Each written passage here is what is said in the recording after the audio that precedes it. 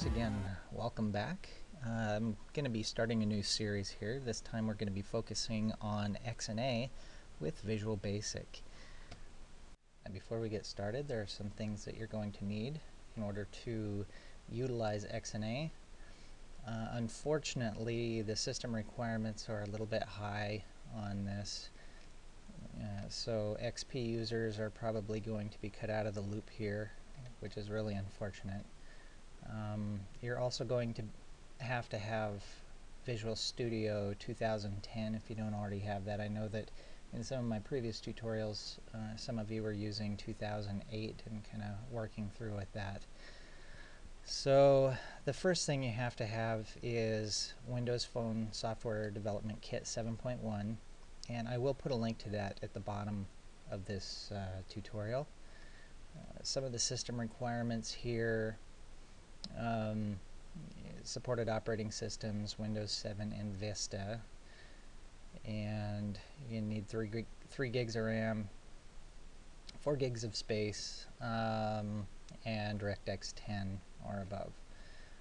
So go ahead and get that installed, and then you can catch up here. Now I'm going to be hurrying through this because I'm sort of reinventing the wheel here. RM2K Dev has done a great job explaining pretty much everything that I'm going to be doing here on his website, xnatutor.com. So keep him in mind, maybe visit his page if you want a little more description on some of these things we're doing. Also, I would also recommend you go there anyway, because there's a piece of code you're going to want to just copy and paste into your project, and I'll show you that here in a bit. Okay, so assuming you've already installed the Windows Phone Development Kit and XNA, which was included in that, let's go ahead and create a new project. And in the installed templates here, before we were using a Windows Forms application. This time we're going to go down. You should now have a new option here under your Visual Basic for XNA Game Studio 4. So go ahead and create a new project there with Windows Game selected, because we're not actually developing for the Windows Phone. And we'll just call that XNA 1, and I'm going to make sure that I put that where I want it, and go ahead and hit OK. And that creates a brand new framework for you, and it's all ready to go. Now this first part's a little strange. Shrink my window here so you can see everything. We're going to start by getting rid of some of this stuff because it's not quite laid out the way we want it. I'm going to get rid of this program VB file, this game thumbnail, and game1.vb. So I'm just going to delete those. Okay, so we've pretty much destroyed the project there. Well, sort of. We still have our content, which is extremely important. What we'll do is start by right-clicking on your Solution Explorer, on your project name there, and we will add a new Windows form. And we can call this form something like form main or whatever. I'm just going to stick with that, FRM main. Now, something that I kind of muddled through, this wasn't explained in RM2K Dev's tutorials, and that is that if we leave this as is, you'll not be able to communicate with your main form from your new classes that you create. I kind of ran into that snag and had to figure out a workaround. And what I did is went into Project and into your project properties and go to Application and check this Enable Application Framework. Alright, now we get this error because what happened is we actually deleted the main form and created a new one, so we just have to associate that with our application.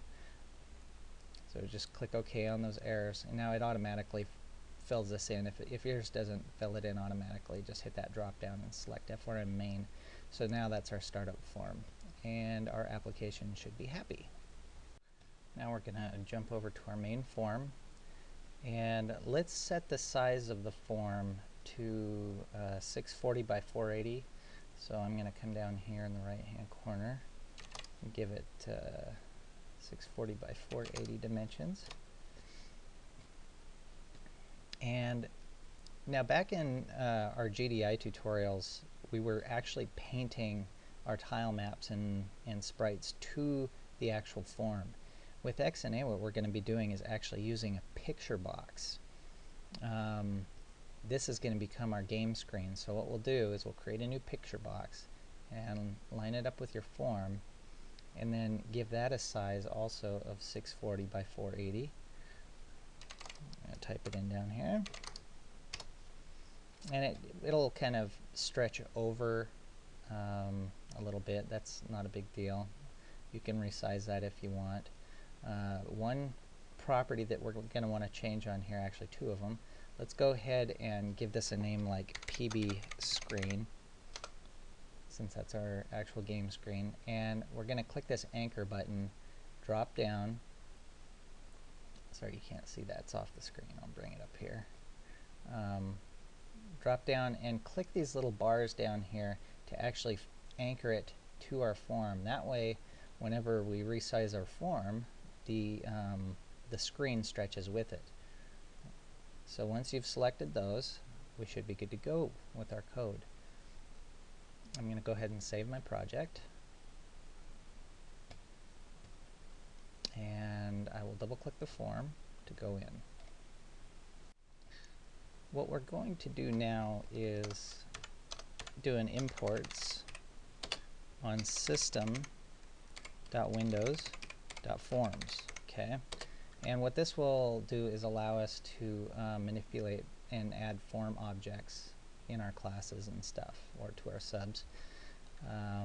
That's going to be important for communicating with our screen and grabbing its handle and stuff. I think that we should probably go ahead and get started by creating our content class. Now, this is a place where we're going to take a shortcut because RM2K Dev has done a wonderful job of putting that out there for us. And to be honest, I am still very new with XNA, and I don't fully understand everything that's in this class. So, you know, I've kind of looked it over, and I get it, but some of the objects and stuff, I don't really understand how they work or function within the project. So what we're going to do is bring up our web browser, and I'm going to go to xnatutor.com.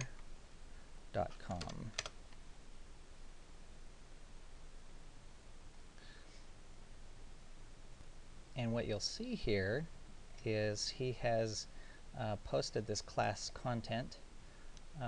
So what we'll do is just grab this, grab all this code in here, and we'll copy that and go back to our project.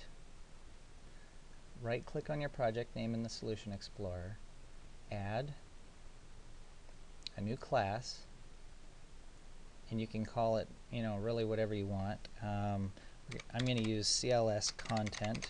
I don't know why I like naming my classes in all caps. It's just a weird habit. So I'm going to add that class, and now we have a brand new class layout here. So we can just paste in all that code.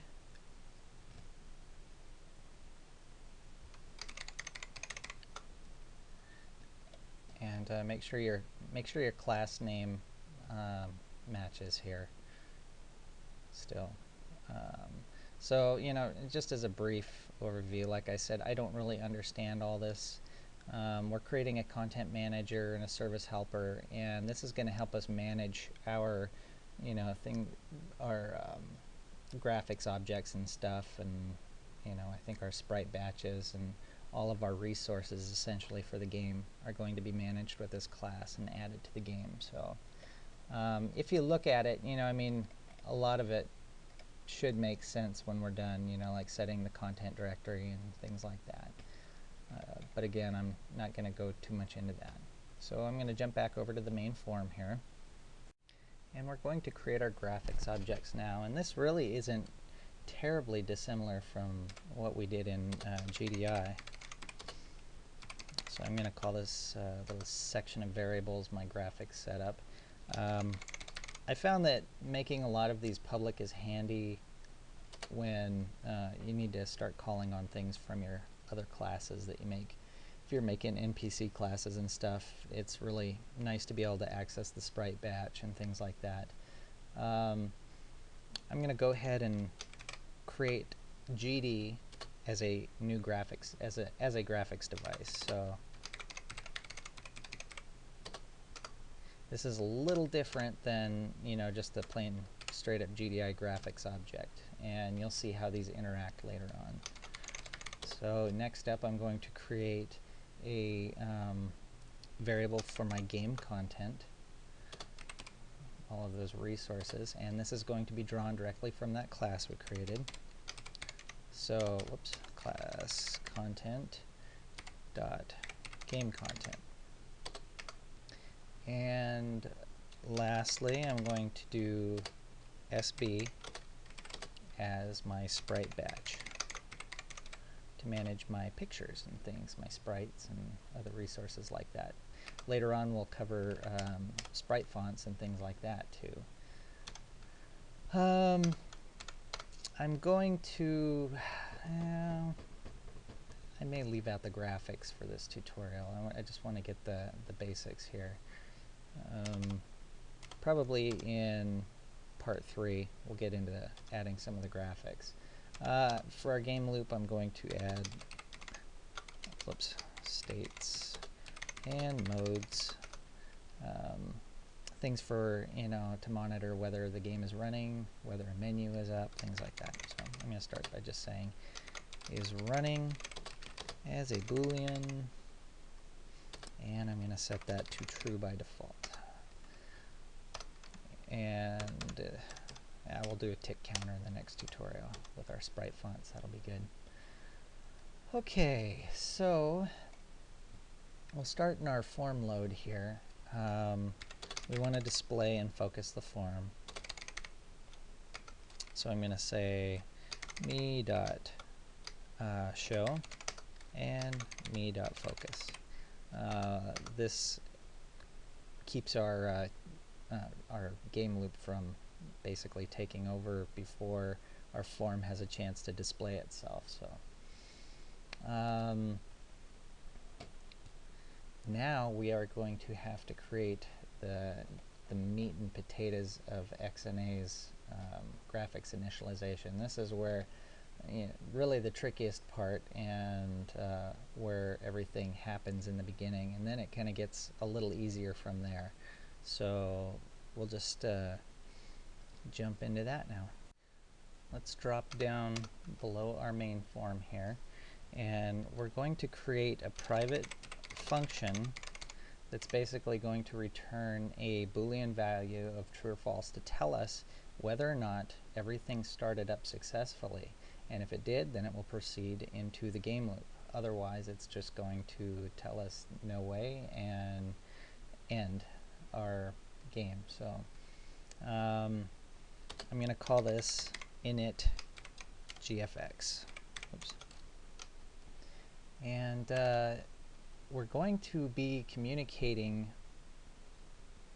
with our screen, our picture box on the front page there on our form. So I'm going to call this screen as a picture box. And we're going to return that as a Boolean. So let's have our Boolean variable here.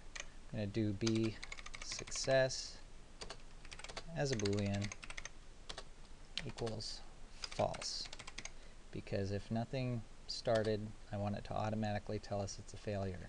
So we'll say was init successful? Yes or no. Now here we're going to use a try catch statement. If anything bombs, we want to know why it crashed. Otherwise, we want to proceed. So The first thing we have to do is create a presentation. So what we'll do is create a presentation. And we're going to be using presentation parameters, so we're going to dim pp as new presentation parameters. Now there are some values that we're going to have to assign this. In RM2K Dev's tutorial, he has showed us 3 of these. We'll set the value of presentation interval to equal immediate. Now let's look at these values here. Basically this gives you the option of kind of setting your refresh rate. Immediate is the fastest, but it actually may be too fast for your monitor. You know, these monitors are, most LCDs I think are displaying at about 60 hertz on their refresh rate. So I mean, that's, we can actually, you know, if your game's too fast, you may actually see you know, jitters and tearing in your graphics there. So you know, you don't want that, but I'm going to go ahead and leave it on this just to kind of give you an idea of how fast this is going to be when we get up to the next level and do our tick counter. So next up, we're going to set the device window handle. Okay, this is going to tell it where our screen is and how to communicate with it. So we're going to set this to screen dot handle. Okay, so whatever picture box we pass to this parameter, it's going to use that and get the handle of it to communicate with it. And this next one is also required, and that is, whoops, is full screen, true or false. Now if you don't want your game to start up in full screen mode, you can set it to windowed mode by setting this to false, and that's what I'm going to do. Whoops, that was not false, because I like it to start up in window mode. So you can change that to fit your needs as you see fit. Next part is to configure our video card and load the graphics content, and this is where XNA versus GDI just gets really nice, because XNA properly utilizes our graphics cards, whereas GDI does not properly utilize them, and that's why it's so slow and has a tough time rendering. So what I'm going to do, whoops, sorry, setting some notes here for us so we know what we're doing. Graphics content. Let's create a graphics adapter as graphics adapter equals graphics adapter dot adapters dot item, and then we'll choose an adapter. By default, we're just going to choose 0, which is essentially your first video card in your machine. You may actually have more video cards, that, you know, if you've got a really nice setup with SLI or something like that and have multiple video adapters. I don't really know how to deal with that, you know, using dual cards and stuff, so I'm just going to rely on a single card for rendering here. You might want to investigate that further. So now we're going to tell our graphics device that we defined earlier to equal a new graphics device. Oops. As always, my typing is just wonderful. And we're going to use the graphics adapter that we just created. And we want to set through the graphics profile to high definition, and then we're going to use our presentation parameters to tell it how to display to the screen. So that's all there is to that. And next up, we're going to actually load our our game content. So do load graphics and the graphics device. So our game content is going to be new. There's our content class again. Game content. And we're going to tell it to output to our graphics device that we just defined, or that we just initialized. And then we're going to set the root directory parameter by going to game content root directory, and we're just going to set this to equal content. As you can see over here, we have a content directory in here, and it'll automatically refer to that using this. So, and lastly, we will add, we'll initialize our sprite batch. So we'll say our SB equals a new sprite batch on our graphics device. And if everything is good, we'll say bSuccess equals true. Go ahead and save. Now if there's an error and everything falls apart on us, we want to know why. First off, we're going to say bSuccess equals false. And then we're going to throw up a message box to tell us what happened. We'll say graphics failed to initialize. Yay. And I'll say VB CRLF and VB CRLF for some carriage returns there. And then we'll display our error. And ex.message. So it'll tell us why. I'm going to go ahead and make that a critical. And I'll give it a title of "That's not good." Alright. And lastly, we'll tell it, our function, to return bSuccess. That's simple enough. Alright. Next we'll go back up to our form load, and we will tell it to go ahead and initialize the graphics.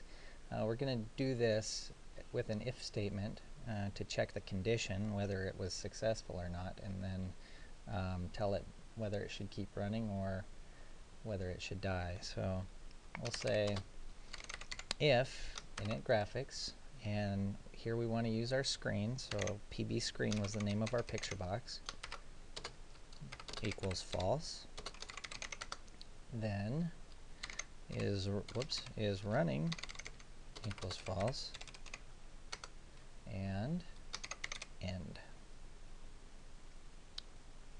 Alright. So now we got to create our actual game loop. So I'm going to say private sub g loop, and just hit enter there. And this is just, it's identical to how we did it with GDI. We're going to say do while is running equals true. And first thing we want to do is keep the app responsive. So we'll say application, dot do events. Alright, keeps our loop from taking over and locking us up. Then after that we're going to do our drawing routine, right? And if you want later on, we can do a tick counter to check our FPS. So alright, so now we need a drawing loop.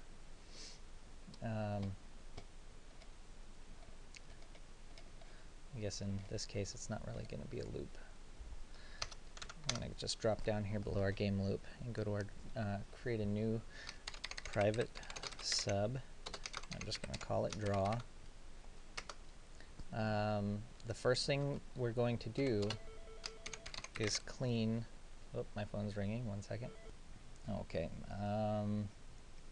So, like I was saying here, we're going to clean up the graphics device and set a background color. So really all we have to do here is just call our graphics device and its clear method and add a color that you would like for your background. You know, that could be the classic cornflower blue or whatever. I'm just going to use antique white.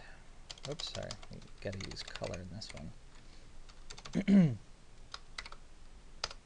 All right.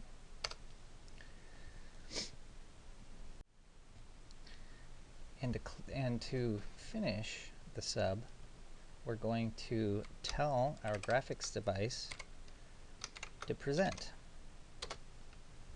Alright, so when it presents, it should actually draw everything to the screen that it was told to draw.